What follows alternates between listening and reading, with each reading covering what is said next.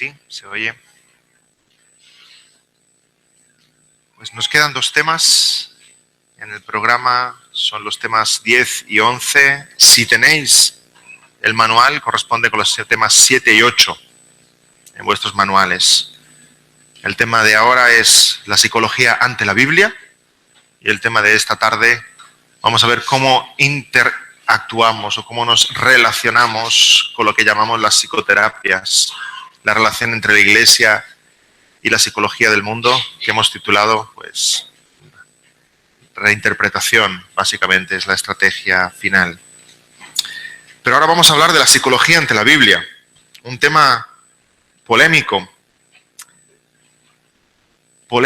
pero me gustaría invitaros a que os acercarais a este tema con la mentalidad más dispuesta posible y sin personalizarlo. Por mi experiencia me he encontrado en que es especialmente polémico hablar y criticar la psicología porque muchos de nosotros nos sentimos identificados con ella de un modo u otro. Algunos sois estudiantes de psicología, yo mismo soy graduado en psicología, algunos habéis en alguna ocasión ido al psicólogo, hay un familiar que ve el psicólogo, etcétera, etcétera. Entonces, si empezamos a entender este tema de forma emocional, nos vamos a poner a la defensiva. ¿Me estás diciendo que porque he estudiado psicología o un día fui al psicólogo he hecho mal o he hecho pecado o mi padre o mi primo que es psicólogo? Vamos a intentar no poner emociones por en medio, sino analizar de la forma más fría posible qué es lo que tenemos enfrente para poder sacar conclusiones y que luego esas conclusiones tengan una incidencia sobre nuestra vida. En primer lugar, ¿por qué hablar de psicología? Si estamos hablando de consejería bíblica, pues seguimos hablando de consejería bíblica e ignoramos la psicología y ya está. Hay básicamente dos estrategias con el tema de cómo afrontar el tema de la psicología. El primero es evitarlo por completo, como si no existiera, pero creo que no sería noble por nuestra parte. La cultura está totalmente psicologizada, es la creencia número uno en nuestro contexto. Vivimos en una cultura psicologizada, y yo creo que Argentina, tanto como España, muy psicologizada, dentro del pueblo evangélico, muy psicologizado, está totalmente aceptada, recibida, integrada en la vida de la Iglesia, en muchos círculos. Y en segundo lugar, porque no podemos hacer oídos sordos a lo que es la realidad de la psicología que tenemos fuera, porque mucha de la gente a la que vamos a estar ayudando cree en la psicología. Y en el momento que empiezan a abrir su boca y empiezan a explicarte sus problemas personales, con el lenguaje que usan, ya estás viendo en cuántos psicólogos ha estado. Que usa un lenguaje conductista o cognitivista o psicoanalítico. Tú ves exactamente que viene de una cosmovisión, de un bagaje de todos los consejeros que ha ido visitando a lo largo de su historia. Entonces, no podemos cerrar los ojos a esta realidad. Si realmente queremos ayudar en la sociedad en la que estamos y ayudar a las personas a las que queremos ayudar, necesitamos conocer qué es la psicología. Términos que tenemos tan asumidos en nuestro lenguaje cotidiano provienen de la psicología. Términos como autoestima, problemas emocionales, subconsciente, traumas, complejos de inferioridad, todo eso proviene de la psicología y ha impregnado nuestro lenguaje y nuestra vida cotidiana. La gente cree en la psicología, ama la psicología y piensa psicológicamente. Piensa en estas categorías, en estos términos. Puede que fuera muy cómodo ignorar la psicología y continuar hablando nosotros de la Biblia, pero no sería correcto, no sería justo.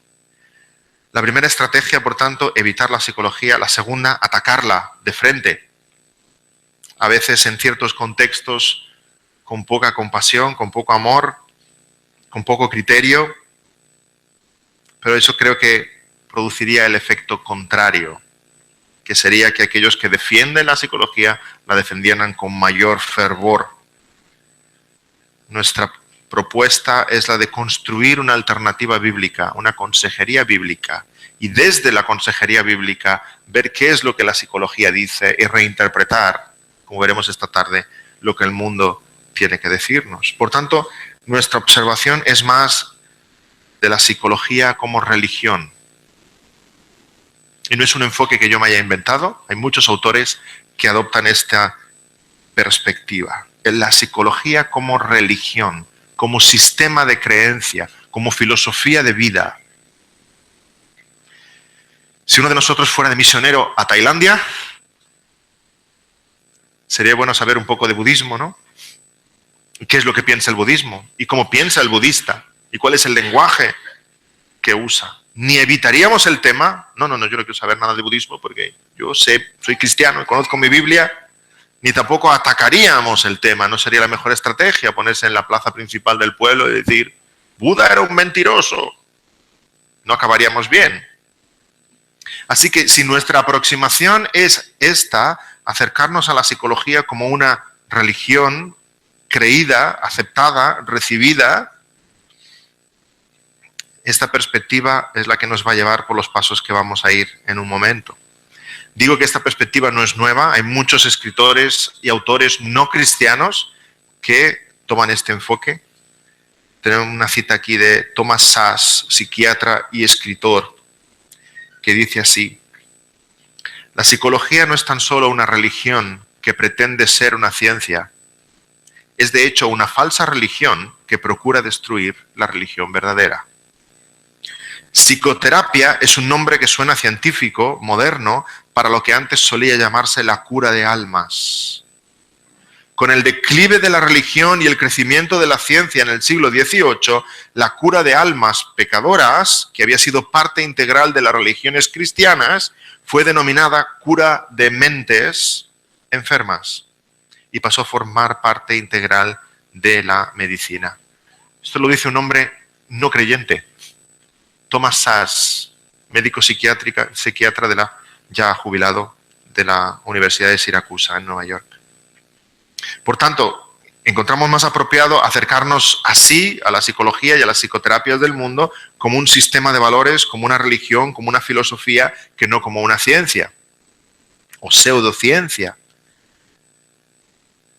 Una religión, un sistema de valores y principios que pretenden explicar la persona, explicar el mundo, explicar los problemas, explicar las soluciones. El mismo término psicología significa eso, estudio del alma o conocimiento del alma. Y es precisamente de los estudios del alma que nos habla la palabra de Dios. Entonces, necesariamente se está produciendo un conflicto. Necesariamente hay un enfrentamiento entre dos sistemas de valores, dos cosmovisiones respecto a la vida.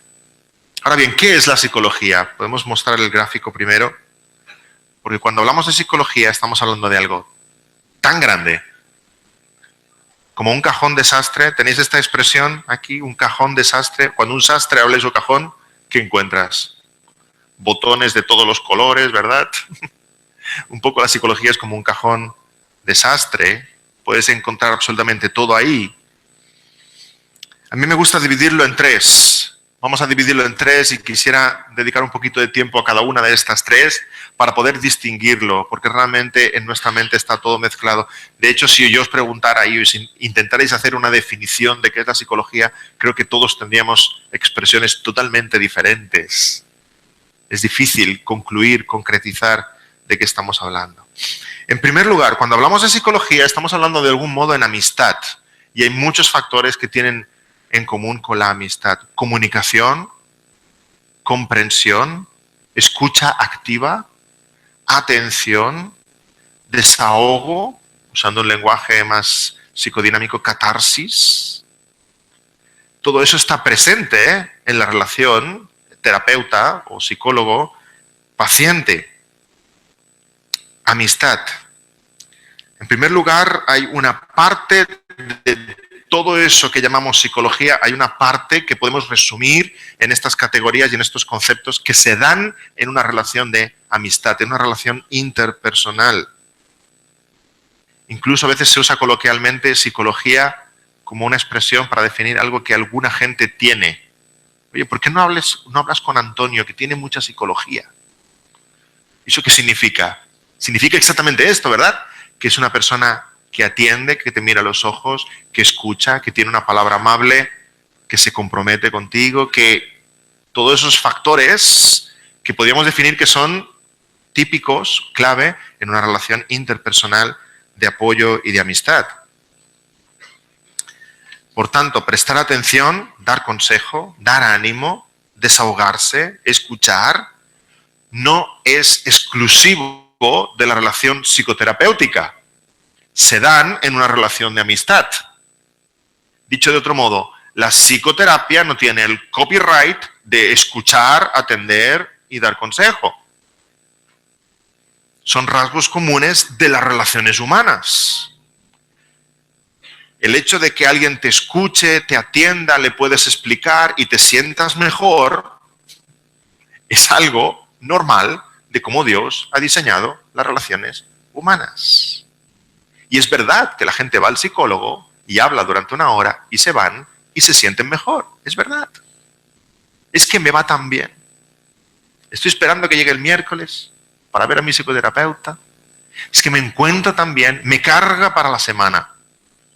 Todas esas expresiones son ciertas, pero provienen de este diseño de Dios de las relaciones humanas. Lo que pasa es que vivimos en una sociedad cada vez más impersonal y cada vez tenemos más amigos en Facebook y menos en la vida real. Tengo 6.000 en Facebook, pero me encantaría pasar 10 minutos con alguien para tomar una tacita de café. ¿Os dais cuenta?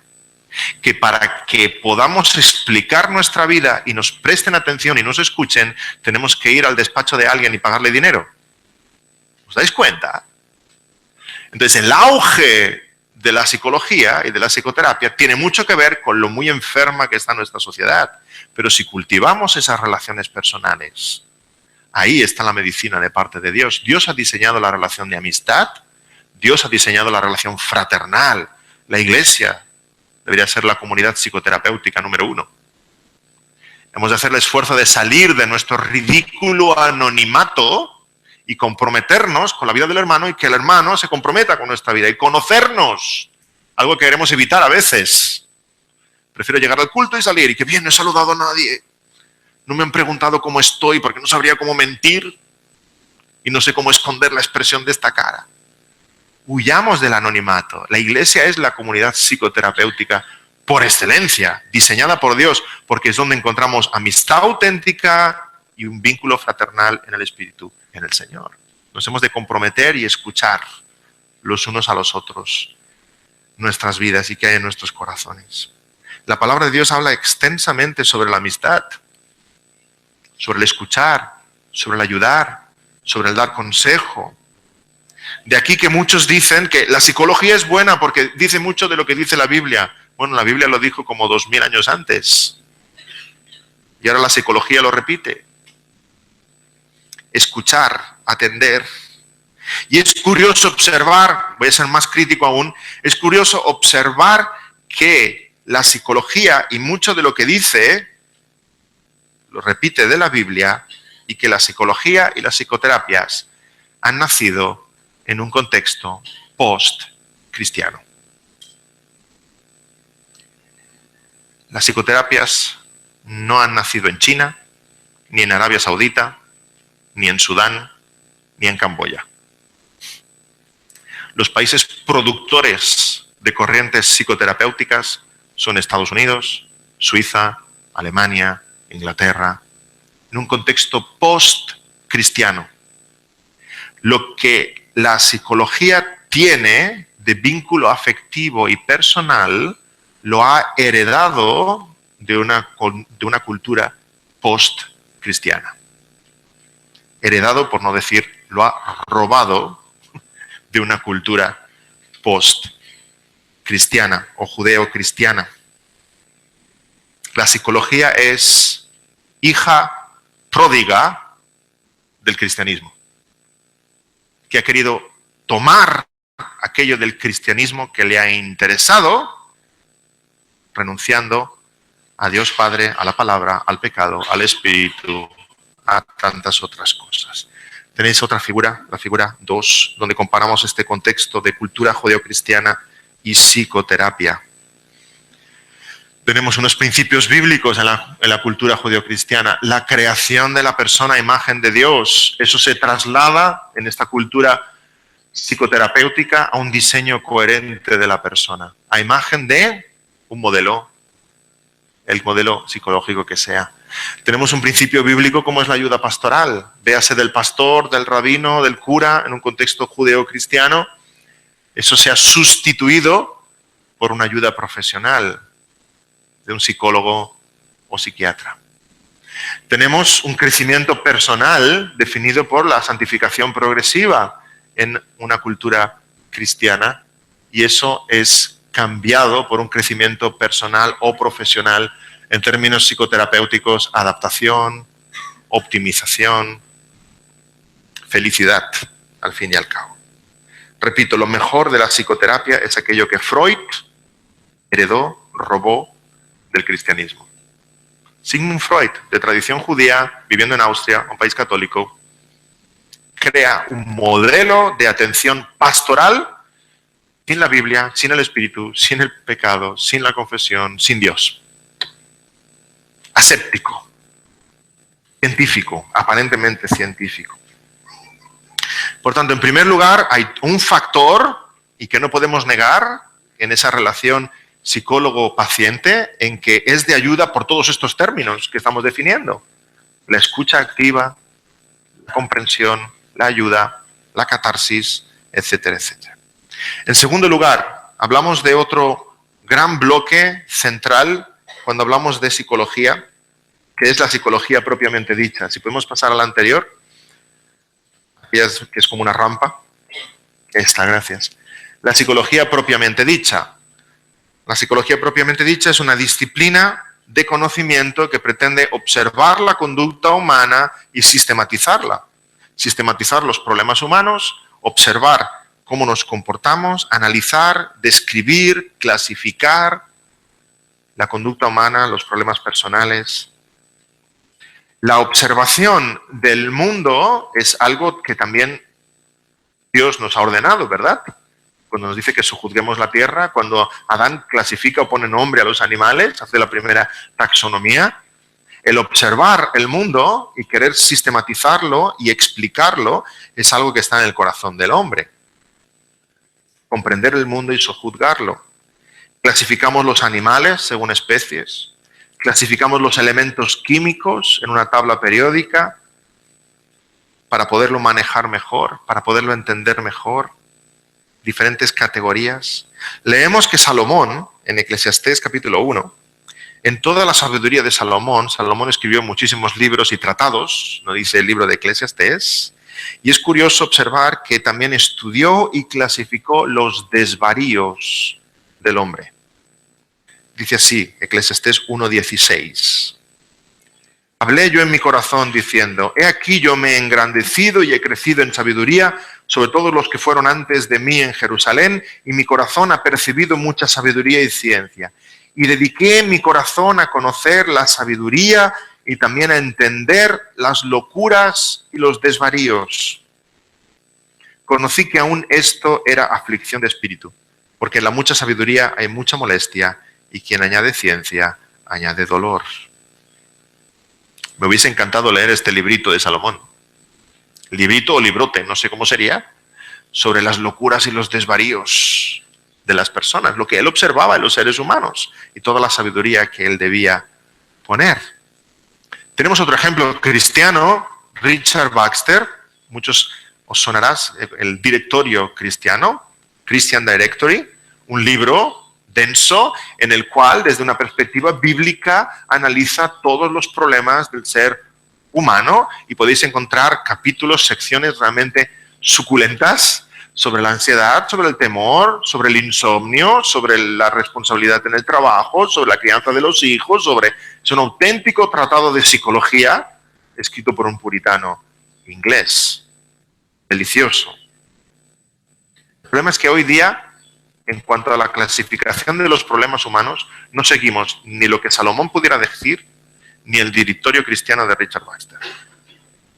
Lo que hoy se sigue es el DSM-5, que ya hemos mencionado en alguna otra ocasión, el Manual Diagnóstico Estadístico de la Sociedad Americana de psiquiatría. ¿Cuál es la diferencia? Pues que es un libro y es un sistema totalmente fuera de la voluntad de Dios, lejos de la palabra, no considera a Dios, no tiene una cosmovisión bíblica, tiene una cosmovisión totalmente humanista, no existe el pecado, no es para nada una perspectiva bíblica y sin embargo la tienen los psicólogos y psiquiatras como su Biblia. Literalmente, yo recuerdo una clase en la facultad que nos presentaban el DSM-5 y dijo el profesor, esto es la Biblia de los psicólogos, lo dijo así, levantándola. Y luego fui con él a conversar y me dijo más aún, me animó a aprender inglés, dice, porque igual como los teólogos aprenden las lenguas originales, el griego y el hebreo, debería leerlo en inglés, porque está escrito en inglés, el DSM-5. Por aquel entonces que yo estudiaba era el DSM-3, ya ha pasado tiempo. Por poner un ejemplo de cómo el DSM está describiendo la situación o las problemáticas humanas desde una perspectiva totalmente humanista y alejada de Dios. Un ejemplo típico que podemos poner es el caso de la homosexualidad. La homosexualidad aparece en el primer DSM, DSM-1, y aparece como un trastorno psiquiátrico, una parafilia, o sea, un trastorno del deseo sexual. El siguiente congreso de la Asociación Americana de Psiquiatría se va a celebrar en San Francisco para definir el DSM-2. Y la presión del colectivo gay es tan brutal, se explican anécdotas tremendas, que incluso falsificaron pases de periodistas para meterse dentro de la reunión con los psiquiatras, boicotear la reunión, etcétera, etcétera. La presión del colectivo gay es tan brutal que la Asociación Americana de Psiquiatría decide a mano alzada, muy científico, a mano alzada que la homosexualidad ya no es un trastorno psiquiátrico. ¿Os podéis imaginar? ¿Podéis imaginar un congreso de oncología de médicos que deciden a mano alzada que el cáncer ya no es una enfermedad?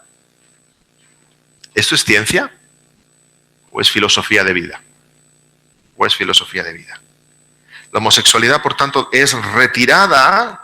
En el DSM-1 aparece como trastorno psiquiátrico, en el DSM-2 ya no aparece como trastorno psiquiátrico y se pone un pie de página que dice lo siguiente. Esta categoría diagnóstica se distingue de la homosexualidad porque se inventan un nuevo trastorno que se llama trastorno de orientación sexual. O sea, que es un trastorno psiquiátrico si la persona se siente mal con su homosexualidad. Pero si se siente bien con su homosexualidad, ya no es un trastorno psiquiátrico. Esta categoría diagnóstica se distingue de la homosexualidad, la cual en sí misma no constituye un desorden psiquiátrico. La homosexualidad per se es una forma de conducta sexual y junto a otras formas de conducta sexual que en sí no son desórdenes psiquiátricos, ya no está listada en esta nomenclatura. O sea, está diciendo, retiramos la homosexualidad como trastorno psiquiátrico porque no es un trastorno psiquiátrico, es solo una forma de conducta sexual. ¿Ah? ¿Y el voyerismo? ¿Y las parafilias? ¿Y la pedofilia? ¿No podemos decir que todos son conductas sexuales? ¿Por qué no las retiran todas? No tiene nada de científico. Todos son conductas. Digo que sería increíble pensar que en un congreso médico una enfermedad dejara de ser enfermedad porque los médicos votan a mano alzada que ya no lo es. El DSM, la Biblia de los psicólogos. Un sistema de valores, una perspectiva de la vida que no pretende agradar a Dios, sino pretende agradar al hombre. Y que el hombre se sienta bien consigo mismo. Básicamente anestesia para el alma. Existe un peligro tremendo con las etiquetas del DSM. Nos pueden meter en un ciclo de determinismo y de fatalismo. Podemos mirar el siguiente gráfico también. Si bien la psicología tiene su valor en cuanto a la observación de la conducta humana, no se limita a observar, sino que después de la observación, recordamos el primer tema, que nuestra cosmovisión debe tener sentido, interpretamos la realidad en base a la revelación que escuchamos. La psicología observa la conducta humana, pero no solamente la observa, la interpreta y la cambia, o la pretende cambiar. Y es ahí cuando va más allá de la observación, que va a la interpretación, ahí es cuando estamos cayendo en terreno religioso. Pasa también con otras disciplinas, por ejemplo con la biología. ¿Cuántas veces no hemos estado viendo un reportaje en casa? A veces me gusta ver reportajes de animales y empiezan a hablar de la conducta de un animal, véase a una tortuga o un delfín, ¿no? Y es curioso, es hermoso cómo está hablando de la vida del animal y cómo viven en sociedad y cómo cazan, cómo pescan. Y al cabo de pocos minutos empieza a hablarte de la evolución, ¿sí? No solamente observa el reportaje o el científico, no solamente observa, sino que aquello que observa lo empieza a interpretar en base a su cosmovisión, o sea, evolucionista. Y ahí cuando tú desconectas, y ya está, ya me han fastidiado el reportaje, hombre. Con lo bonito que estaba haciendo. Pasa con la psicología. Los psicólogos observan la conducta, la describen, pero no se contentan con solamente describirla. Empiezan a interpretar el por qué. Y ahí es cuando se meten en el terreno de la fe. Cuando intentan explicar el por qué sucede lo que sucede. Y caemos en el peligro de las etiquetas, muy peligrosas. Caemos en una espiral de determinismo y fatalismo, porque según la psicología, esas etiquetas, siguiendo un modelo médico, esas etiquetas son todas una enfermedad, y siguiendo un modelo médico, yo no he hecho nada para estar aquí y yo no puedo hacer nada para salir. Si yo tuviera una enfermedad, ya sea un cáncer, mi comprensión de esa enfermedad es que yo no he hecho nada para tenerla y yo no puedo hacer nada para sacármela de encima. Necesito del especialista, necesito del médico. Si aplicamos el modelo médico a los asuntos del corazón y empezamos a poner etiquetas, el pensamiento es el mismo. Yo no he hecho nada para llegar aquí, yo no puedo hacer nada para salir de aquí. Estamos poniendo a la persona en un pozo de fatalismo y de indefensión. Aquí tenéis ese gráfico. Mirando al pasado, determinismo. Vemos mucho determinismo en la psicología. Debido al pasado soy lo que soy. Debido a mis genes, debido a mi historia familiar, debido a mi trauma de la infancia, debido a mi contexto, debido a mi crianza, debido a mis hormonas, soy lo que soy. Pero también un fatalismo mirando al futuro. Debido a lo que soy, pasará lo que pasará. Esto lo vemos claramente en Alcohólicos Anónimos, ¿verdad? Hola, soy David y soy un alcohólico. A lo mejor hace 20 años que no tomo nada, pero estoy ahí, de forma perenne. Pero la solución, la explicación es redención en Cristo. En Cristo sí hay cambio. Fijémonos, 1 Corintios 6, cuando está hablando Pablo a la iglesia en Corinto. ¿No sabéis que los injustos no heredarán el reino de Dios? No erréis, ni los fornicarios, ni los idólatras, ni los adúlteros, ni los afeminados, ni los que se echan con varones, ni los ladrones, ni los avaros, ni los borrachos, ni los maldicientes, ni los estafadores heredarán el reino de Dios. Y esto erais algunos. En la iglesia de Corinto hay ex homosexuales, ex borrachos, ex estafadores, ex adúlteros, ex todo. Pero han dejado esa vida atrás y en Cristo hay un nuevo corazón, hay una nueva vida. Se vence el pecado. De modo que si alguno está en Cristo, nueva criatura es, las cosas viejas pasaron. Y aquí todas son hechas nuevas. Cuidado con el etiquetaje psicológico, que el etiquetaje nos hace entrar en ese mundo, en ese sistema. Cuando nos ponen una etiqueta según el DSM, parece que yo no hice nada para estar aquí, yo soy un enfermo, yo no puedo hacer nada para salir de aquí. Y en un profundo fatalismo.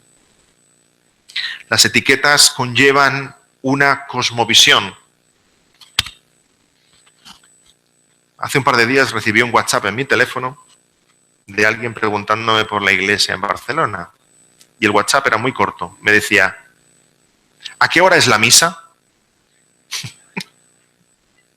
No hace falta nada más, ¿verdad? Pero solamente con esa expresión, yo ya sé mucho de esa persona. Mucho. Y vosotros también. Solo faltaba que me dijera párroco o algo así. ¿Sí? ¿A qué hora es la misa?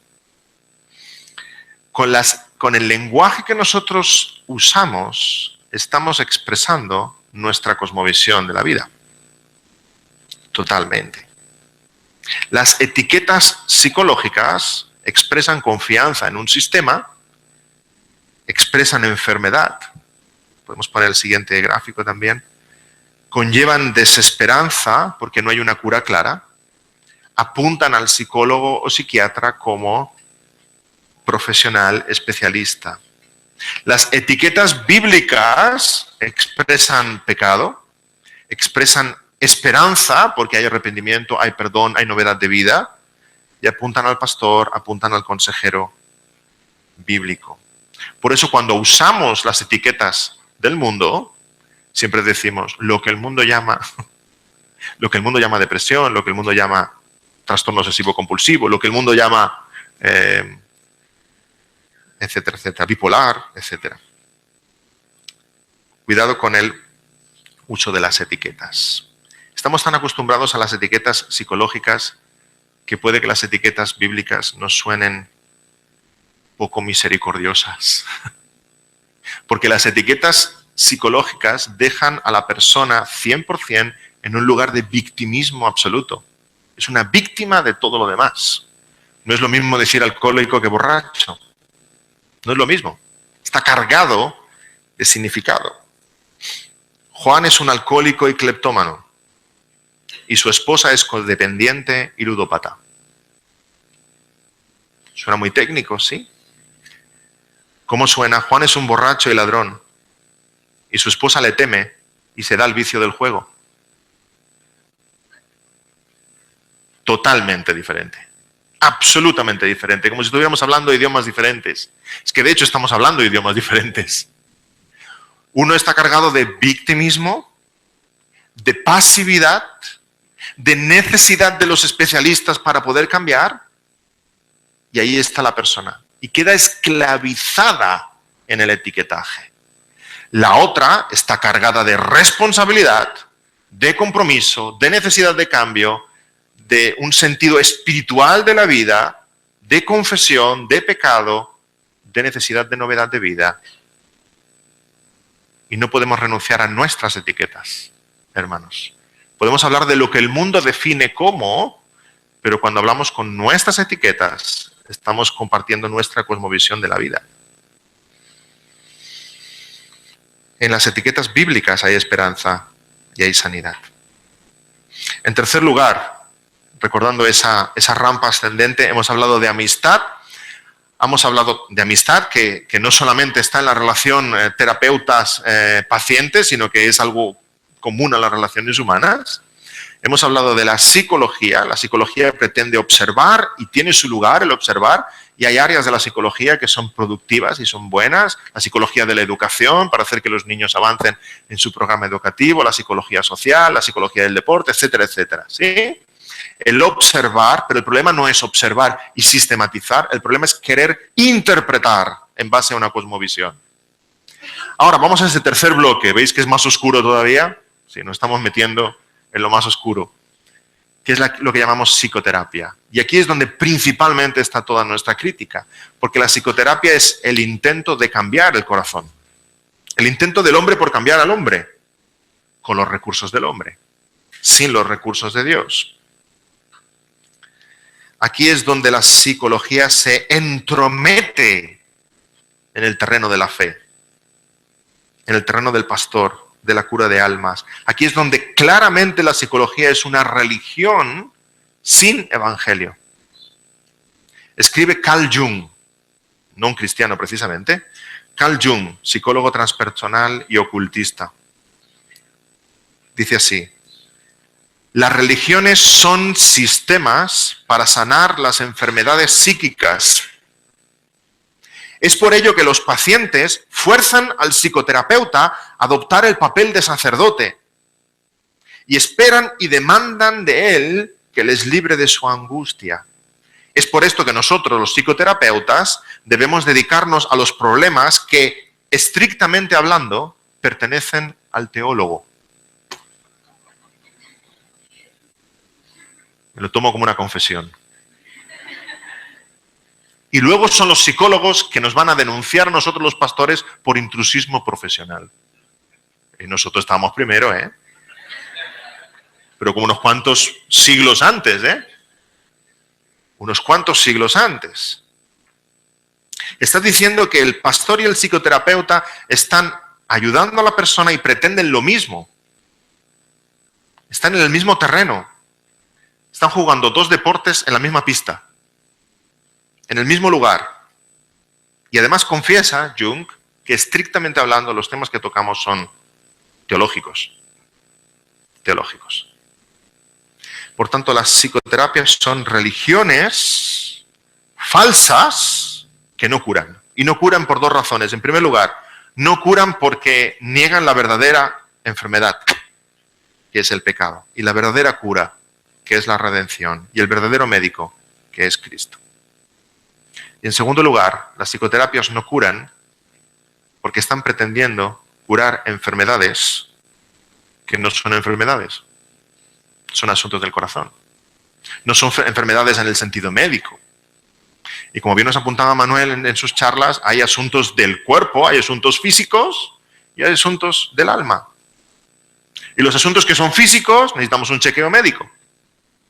Y los asuntos que son del alma, ¿a quién vamos? Bueno, el mundo va corriendo al psicoterapeuta, pero nosotros sabemos que son terrenos espirituales que pertenecen a la fe. Se ha creado un mito, el mito de las enfermedades mentales. Las enfermedades o son físicas o son espirituales, y a veces los aspectos físicos y espirituales están tan entrelazados entre ellos que hemos de hacer un gran esfuerzo por distinguir síntomas físicos de síntomas espirituales. A veces es un problema espiritual que desemboca en un asunto físico, a veces es un asunto físico que desemboca en un asunto espiritual, a veces son como las raíces de un árbol, que no sabemos dónde empieza una y acaba la otra. Pero hay dos áreas de la persona donde los problemas están presentes, la física y la espiritual. Pero la psicología ha creado una tercera categoría de problemas, que son las enfermedades mentales. Escribe de nuevo Thomas Szasz. Se suele definir a la psiquiatría como la especialidad médica dedicada al estudio, diagnosis y tratamiento de las enfermedades mentales. Esta es una definición inútil y engañosa. La enfermedad mental es un mito. La noción de una persona teniendo una enfermedad mental es científicamente coja. Da una aprobación profesional a la racionalización popular, o sea, que los problemas de la vida experimentados y expresados en términos de los llamados síntomas psiquiátricos son básicamente similares a las enfermedades físicas. Dicho de otro modo, lo que se enferma es el cuerpo. El cuerpo se enferma, pero el alma o la mente no se enferma. No podemos adoptar el modelo médico y aplicarlo sobre los asuntos del alma. La mente no se enferma, es el cuerpo el que se enferma. No podemos hacer esa comparación o esa mezcla entre enfermedades físicas o el modelo médico y la vida interior de la persona. Sería como decir que tengo un pensamiento con gripe. ¿Verdad que es ridículo? O que tengo un recuerdo que tiene algo de fiebre. O que me viene una idea, pero me viene lenta porque está coja. ¿Sí? Freud inventó ese mito de aplicar el modelo médico a los asuntos del alma. Y en el modelo médico, de nuevo, cuando decimos que alguien tiene gripe, eso implica que hay una causa exterior, no hay responsabilidad en él, y que necesita cura de un especialista, también de forma exterior, un experto. Cuando no se encuentran causas físicas para un comportamiento extraño, se dice en el mundo que es una enfermedad mental. Desde la consejería bíblica exploramos el cuerpo, que no haya una enfermedad física, pero cuando no hay una relación con esa enfermedad física y el estado del cuerpo, entendemos que es un asunto del corazón. Y ambas cosas van de la mano. De nuevo dice Fuller Torrey, investigador psiquiátrico. La idea de que las enfermedades mentales son realmente enfermedades cerebrales crea una extraña categoría de enfermedades, las cuales tienen por definición una causa desconocida. El cuerpo y la conducta se ven entrelazados en esta confusión hasta no poder distinguirse más. Es necesario volver a los principios básicos. Una enfermedad es algo que tú tienes, una conducta es algo que tú haces. Parece básico y elemental, pero nos hemos ido muy lejos. Una enfermedad es algo que tú tienes, una conducta es algo que tú haces. Por tanto, hablamos de este mito de la enfermedad mental que hunde tantas veces a mucha gente en la desesperación, porque es un tipo de enfermedad donde no hay una cura. No hay una cura para ella. Otro mito es el de una expresión que se usa mucho, los problemas emocionales. ¿Qué es un problema emocional? Realmente llamamos problemas emocionales a las emociones que no nos gustan. Como decíamos antes, si estoy muy contento, no tengo un problema emocional. Y puede que sí tenga un problema emocional. Llamamos problemas emocionales a las enfermedades que no nos gustan. Pero es otra expresión equívoca. Es una categoría de enfermedad que no existe. Si mi emoción funciona, funciona bien. Si estoy triste, estoy triste. Si estoy contento, estoy contento. Si estoy enojado, estoy enojado. Si estoy abatido, estoy abatido. Si estoy ansioso, estoy ansioso. Mis emociones funcionan bien. No tengo problemas emocionales. ¿Me seguís? O cuando estás triste, alguien te pregunta, a ver, estás triste, pero un momento, ¿estás bien triste o estás mal triste? ¿La tristeza funciona? Sí, pues entonces no tienes problemas emocionales. ¿Estás bien triste? ¿Estás bien triste? ¿Estás bien enfadado? ¿Estás bien contento? ¿Estás bien ansioso? ¿Estás bien? Dios nos ha creado con unas emociones. De nuevo, el problema no es la emoción, el problema es el corazón. La emoción está diciendo que algo está sucediendo a nivel del corazón.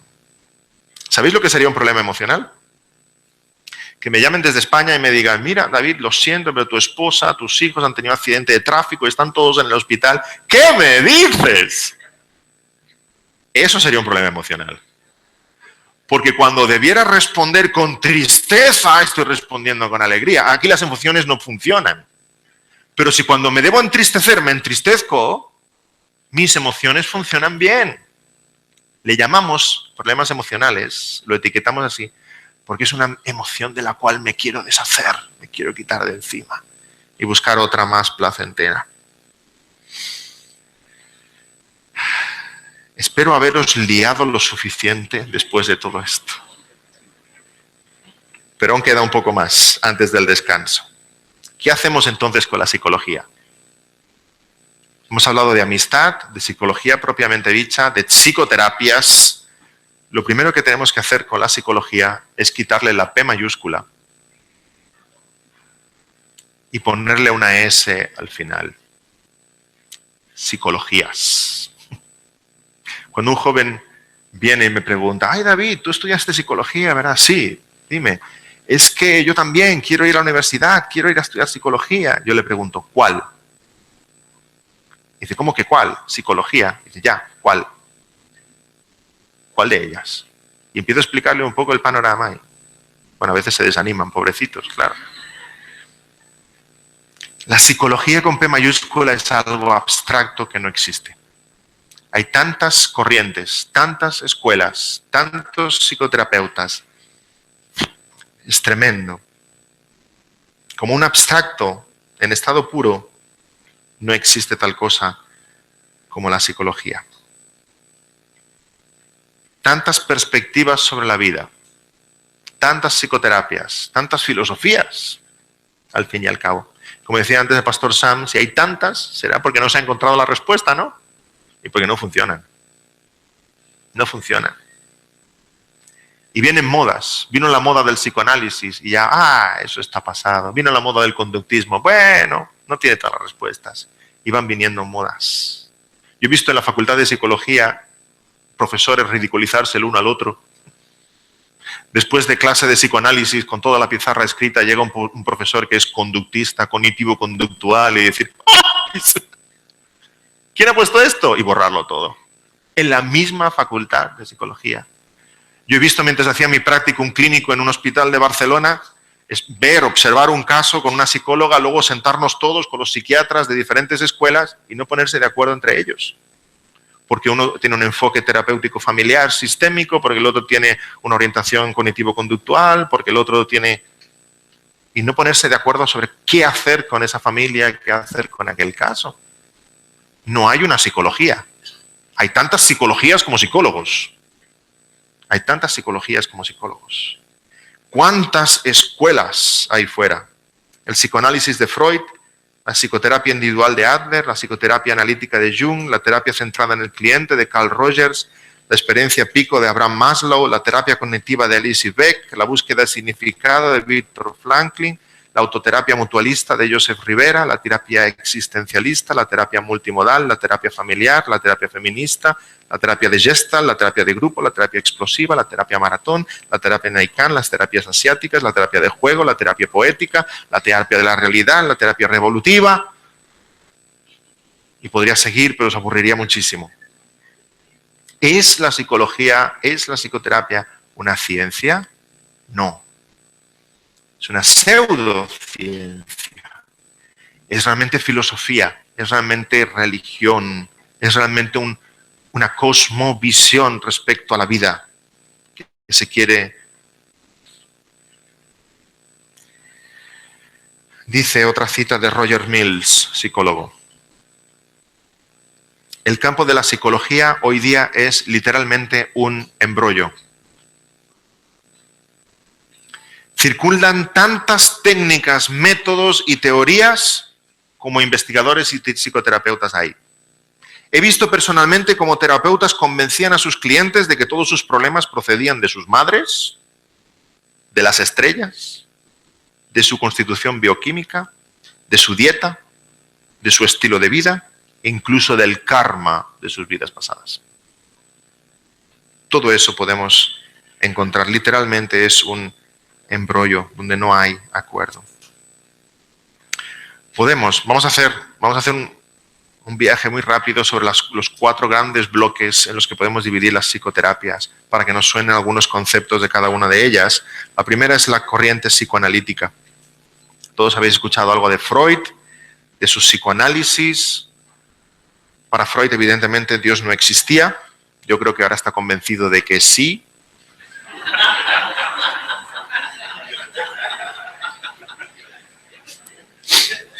Según él, Dios es un producto de nuestras mentes, es la sublimación de la figura paterna.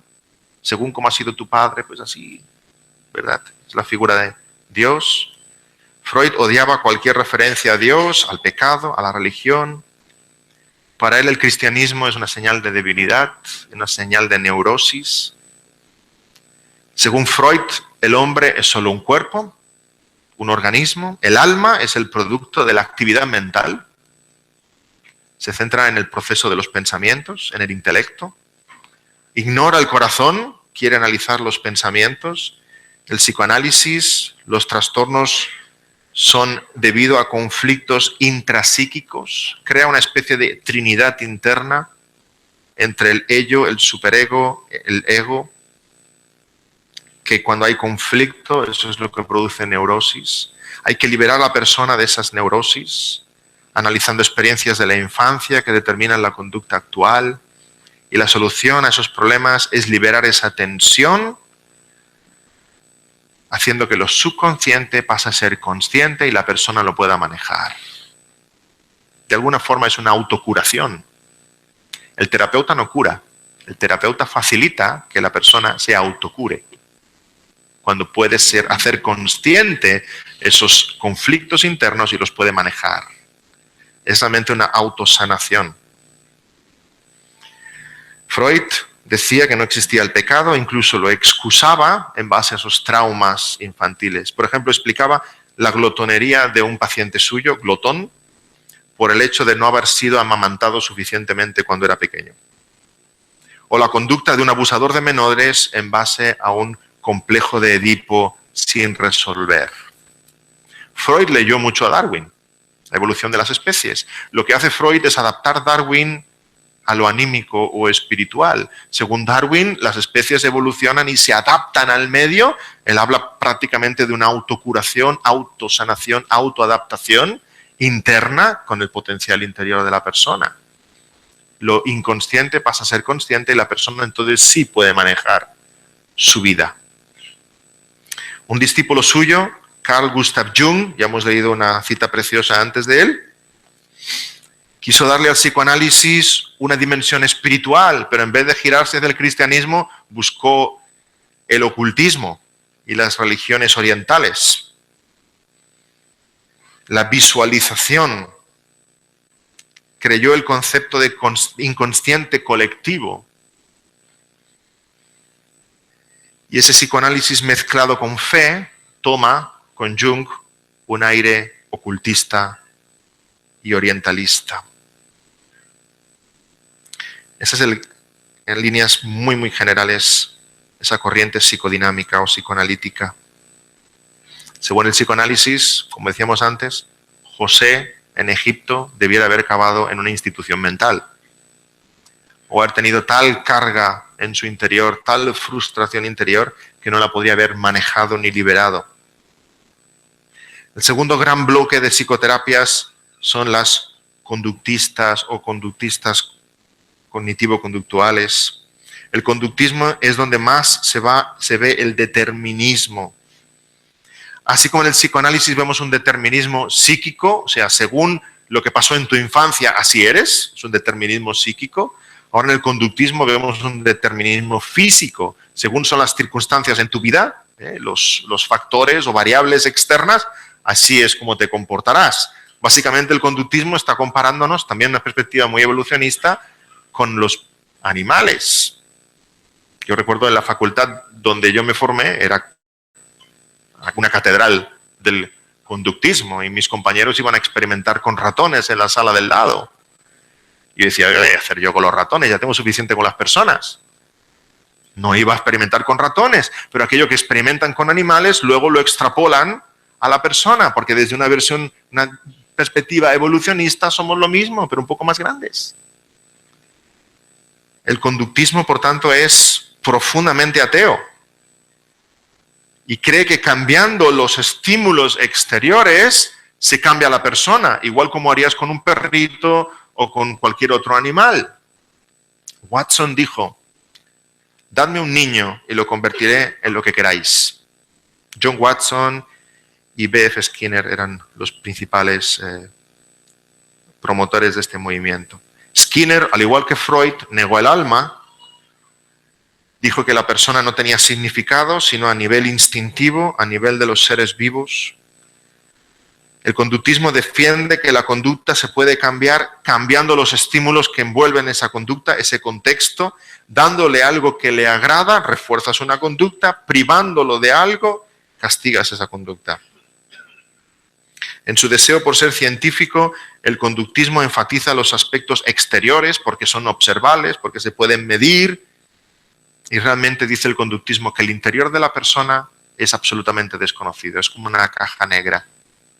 Solo podemos ver los estímulos que llegan a la persona y las respuestas de aquella persona a esos estímulos, pero nada más. El objetivo de la felicidad es reducir el dolor, incrementar el placer, para que la persona sea feliz y tenga una conducta adaptada. No hay mucha diferencia entonces, según el conductismo, entre un hombre y una rata de laboratorio. El alma no existe, Dios no existe, el objetivo de la vida es el máximo bienestar. El hombre no es responsable de su conducta porque las conductas son fruto de las circunstancias exteriores. Lo que hay que hacer para cambiar la conducta es cambiar las circunstancias exteriores para que pueda cambiar esa conducta. Nada más lejos de la realidad, ¿verdad? Evidentemente Skinner no tuvo en consideración a Cristo. Cristo para mí es el grandísimo paradigma que se carga por completo el conductismo, porque ningún ser humano puede caminar hacia un estímulo tan aversivo como la cruz del Calvario y seguir caminando. La conducta humana está muy por encima de la conducta de las palomas, las ratas o los monos. No creemos en la evolución. El ser humano es capaz de negarse de lo placentero y de caminar hacia lo aversivo. Porque hay un poder más grande que gobierna sobre nosotros. Hay una siguiente corriente, la corriente humanista, que intenta humanizar un poco todo lo que se había deshumanizado con el psicoanálisis y con el conductismo. Esta tercera corriente habla del hombre y de la capacidad del hombre por gobernar su vida. Que el hombre es libre, es autodirigido, y aquí empieza a enfatizar ideas como el potencial, el crecimiento, la autoestima, el autoconcepto. Todo eso proviene de esta ola humanista. Es la psicología de los yuppies, del éxito profesional, la tercera fuerza que surgió en los años 60 con Allport, Maslow, Rogers, especialmente conocido Carl Rogers, porque la psicología de Carl Rogers se metió en muchísimos seminarios en muchos países. Rogers es el paradigma de lo que sucede con muchas personas. Él fue un seminarista que no encontró respuestas en el seminario, cruzó la calle y se fue a una universidad, como era la Universidad de Columbia. Y allí estudió psicología clínica. Exactamente lo contrario que me pasó a mí. Yo fui a la universidad, a la facultad de psicología, y como no encontré ninguna respuesta que me satisfacera, pues me fui al seminario. Justo al revés que Rogers. Enfatiza mucho la escucha, defiende que la consejería no puede ser directiva, es humanismo en estado puro. La persona encuentra sus respuestas. Rogers acuñó aquello de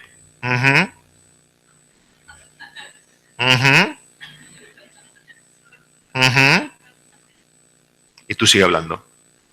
Y luego sales de la consulta y dices, ¿cómo me ha ayudado? Ha sido tan bueno.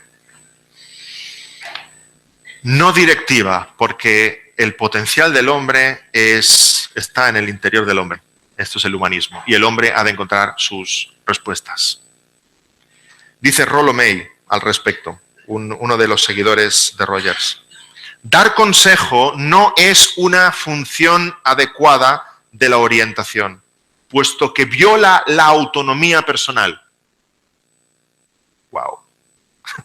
Está diciendo que dar consejo es antiético, porque la persona debe estar libre para tomar sus propias decisiones.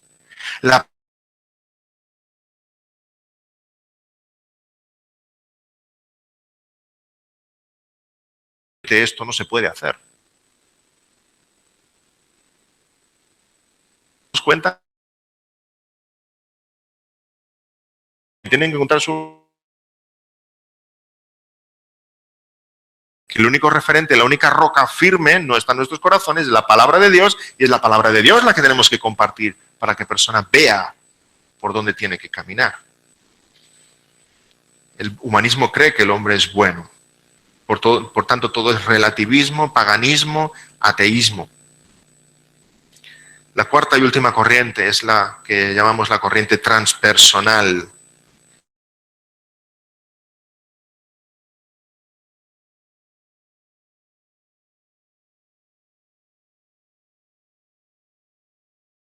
De la psicología que está centrada en el cosmos. Desde la negación de la religión que encontramos en Freud y Skinner, la psicoterapia ha pasado por incluir al hombre y por incluir la fe, pero no la fe en Dios, sino la fe en cualquier cosa. En el orientalismo, en el New Age, en la idolatría. Esta corriente es un pobre sustituto del cristianismo. La psicología, después de negar la fe, se ha dado cuenta de que necesita de la fe, pero ha ido caminando en dirección contraria y se ha unido a la fe, pero a la fe pagana, a la fe oriental, a la autodeidad. Así, el New Age entra también en la iglesia como un paganismo oriental, disfrazado de psicoterapia occidental. Según un escritor, Richard Gans, Dice, la psiquiatría New Age no es ciencia, es chamanismo sofisticado. Una cita más de Jacob Needleman, filósofo. Un número grande y creciente de psicoterapeutas están ahora convencidos de que las religiones orientales ahora ofrecen una comprensión de la mente mucho más completa que lo que hasta ahora era concebido por la ciencia occidental. Al mismo tiempo, los líderes mismos de las nuevas religiones, los numerosos gurús y maestros espirituales en el oeste, están reformulando y adaptando los sistemas tradicionales de acuerdo al lenguaje y a la atmósfera de la psicología moderna. La psicología de Occidente saluda a las religiones orientales de Oriente y se juntan para que las religiones de Oriente entren en Occidente, disfrazadas de psicoterapias. Y tenemos un último paso, el eclecticismo. ¿Qué es eso? La mayoría de psicólogos a los cuales preguntes te dirán, yo soy ecléctico. Bien. ¿Y eso qué significa? Que yo tomo lo mejor de cada escuela. Vale, pues estamos listos. O sea que de todas las opiniones personales que hemos visto hasta ahora, el psicólogo usa de su opinión personal para escoger de entre las opiniones personales lo que personalmente cree que va a ayudar a la persona. Eso es el eclecticismo. ¿Y dónde está la ciencia aquí? Cree, según su criterio, cree qué es lo que va a ayudar y eso lo adopta del psicoanálisis, del humanismo, de la corriente transpersonal, etcétera, etcétera, y crea su propio sistema. Por eso os decía antes, realmente hay tantas psicoterapias como psicoterapeutas. Todas las psicoterapias son opiniones personales, son filosofías de vida. Tenemos un último cuadro, el cuadro 5, donde vemos esa fe bíblica en contraste con esa fe psicológica. Hay una fe bíblica que cree en Dios, hay un solo Dios verdadero, amo y Señor. Pero hay una fe psicológica, si es más adelante la 5, hay una fe psicológica donde hay un ateísmo, no hay Dios. El hombre es autosuficiente, es amo de sí mismo. Hay una fe bíblica, creemos en el creacionismo, somos creados a imagen y semejanza de Dios. Hay una fe psicológica donde se cree en el evolucionismo. El hombre viene de la evolución y sigue evolucionando, por eso el hombre se adapta al medio y el hombre encuentra respuestas en sí mismo, en sus recursos interiores. La fe bíblica, creemos en absolutos, hay un bien y un mal, según la voluntad revelada de Dios. En la fe psicológica hay relativismo, no hay distinción entre bien y mal, solo hay aquello que te ayude y te haga feliz. En la fe bíblica está Cristo, en la fe psicológica está el nihilismo más absoluto. Al final no tiene ningún sentido la existencia humana. De nuevo, necesitamos hablar del cambio, porque cuando hablamos de consejería hablamos de cambio. ¿Qué supone el cambio? En base a la fe psicológica y las psicoterapias, el cambio es exactamente lo contrario de lo que procuramos en la consejería bíblica. Tenemos una figura más para concluir. Según el cambio psicológico, realmente el problema está en el exterior, hay un determinismo, y la ayuda está en el interior, hay autoidolatría.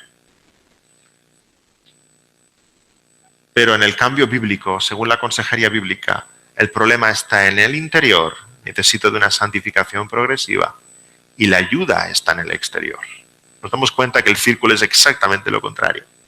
Exactamente lo contrario. Y no es lo mismo ir en un sentido que ir en el otro. No es lo mismo ir en un sentido que ir en el otro. El cambio.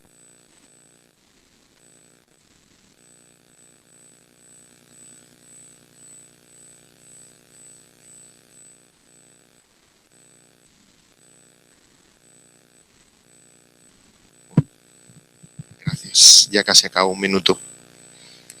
Para concluir, el cambio psicoterapéutico pone las cosas cabeza abajo, siendo exactamente lo contrario de lo que vemos en la verdad bíblica. Para concluir, hermanos, las psicoterapias no solo presentan un modelo de consejería inefectivo, sino que es exactamente opuesto al modelo bíblico. Según el cambio psicológico, la persona va a irse sumiendo cada vez más en una irresponsabilidad y siempre va a haber el problema fuera. Según la consejería bíblica, la persona va a ir viendo cada vez más que el problema está dentro y que Dios usa las circunstancias para cambiar nuestro interior. Es exactamente lo contrario. Exactamente lo contrario. Las repercusiones de todo esto son profundas y son eternas. Desde la perspectiva bíblica, la ayuda viene de fuera, de Dios. El cambio se produce dentro, en el corazón. Y la meta no es el bienestar.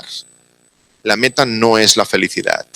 La meta es la santidad y conformarnos a la imagen de Jesucristo.